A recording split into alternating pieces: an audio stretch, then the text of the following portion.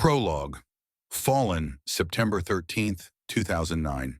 Jacob's point of view. Jacob Eugene Postal Jr. stood on the balcony of his room in his family home, gazing at the cemetery across from the driveway. He had always found it unsettling that his family built their mansion near the family cemetery.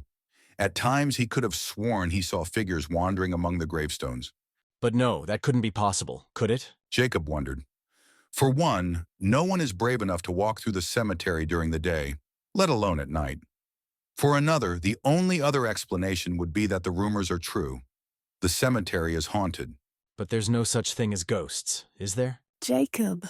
Jacob sighed as he turned to walk through the double doors that led into his bedroom. 2 months ago, his father, Jacob Postal Sr., bequeathed him the family mansion and property, along with the family fortune. Jacob was struggling to cope with his father's tragic death. The 4th of July will never be the same for him, Your father wouldn't want you to mope around like this. said a tall, beautiful woman standing at his bedroom door.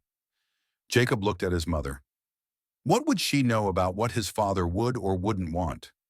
Jacob Sr. had desired both his wife and son, but Betty had not wanted them. Jacob chose to live with his father when Betty divorced him 10 years ago. She pretended to care about his decision, but Jacob never believed her. She was a skilled actress. She always had been.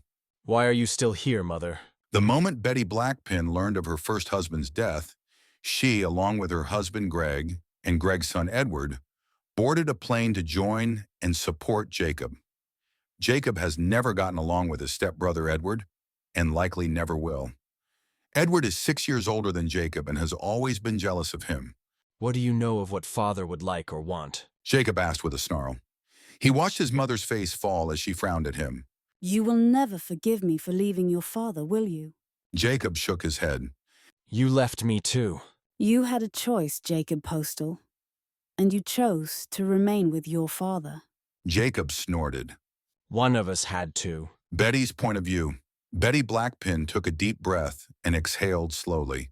She understood her son's anger, but could he truly hate her for the rest of his life? You know I loved your father.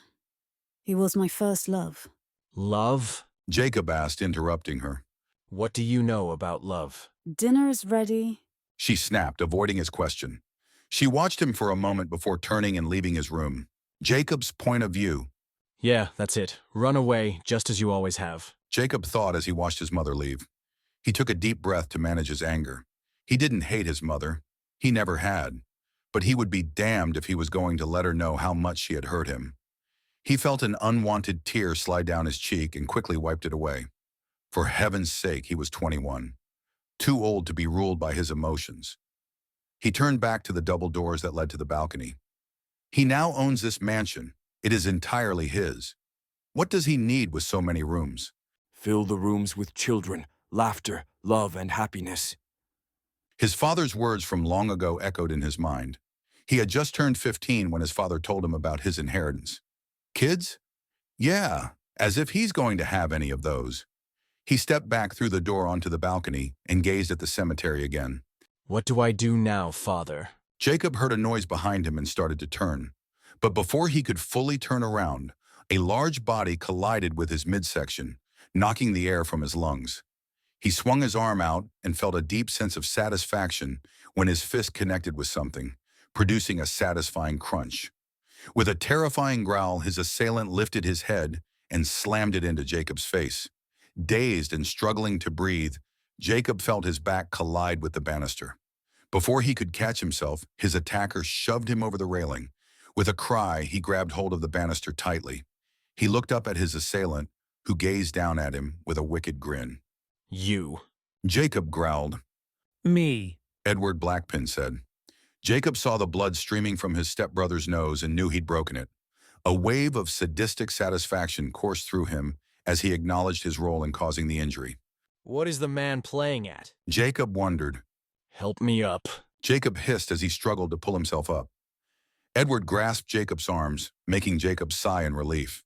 What was the man's game anyway? Jacob gazed into the other man's eyes and the warm blood in his veins turned to ice. Edward leaned closer to Jacob's face and said, You are so accustomed to getting whatever you desire. He flashed the most sinister grin Jacob had ever seen. It took me 10 years, but I finally got rid of your old man. Jacob's eyes widened in realization. He had long suspected that it was not merely a freak accident. His father had been conducting firework displays on this land for over 30 years. I waited for everything to be finalized in your name, and now Jacob attempted to place his feet on the bars to propel himself upward. your mother is next. Edward hissed before releasing his grip. Jacob hollered as he plummeted to his death. Edward's point of view. Betty and Greg rushed outside when they heard Jacob scream. Her scream grew deafening when she saw Jacob's body lying in the driveway. Edward ran outside, struggling to suppress a grin. I heard his holler and tried to reach him, but I tripped and hit my face on a door. That should explain his broken nose.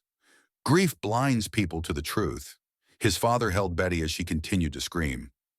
Edward watched his father dial 911. Story point of view. 2 months later, Betty Blackpin fell down the stairs at the Postal Mansion and broke her neck. Greg Blackpin inherited the postal holdings and sold all the properties. He and his son then moved to the Caribbean, where they retired and lived happily ever after. The new owners of the Postal Mansion transformed it into a bed and breakfast.